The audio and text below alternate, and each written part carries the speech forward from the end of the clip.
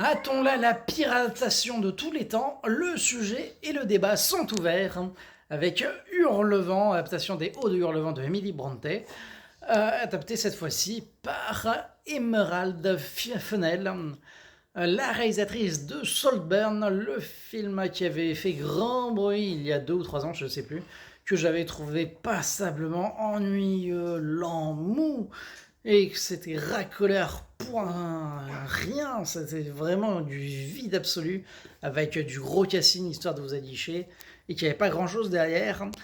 Bah, oh bah dis donc, s'il n'y avait pas un pattern qui se dessine, Hurlevent ultra marketé, le film de la dernière Saint-Valentin, avec donc Jacob Elordi, et Margot Robbie. Et est-ce qu'il y a un film derrière? C'est ça la question qu'on se posait. Et alors, oui, non. Déjà, en termes de film, c'est pas dingue. C'est du Roméo et Juliette, un peu BDSM. C'est pas foufou. Mais du coup, c'est juste les personnages qui se morfondent, qui s'engueulent, qui se lèchent les doigts. Ouais, et après la scène de la baignoire, elle a pas pu s'en empêcher. Hein, il lui faut sa scène choc, c'est obligatoire. Et non, c'est vraiment du sous Roméo et Juliette, pas grand chose à raconter. Et par contre, c'est magnifique. La réalisation est très belle. Il y a en termes de photographie, c'est extrêmement travaillé avec des très plans, des plans très grand angle, avec de la brume, une ambiance très moite et pesante.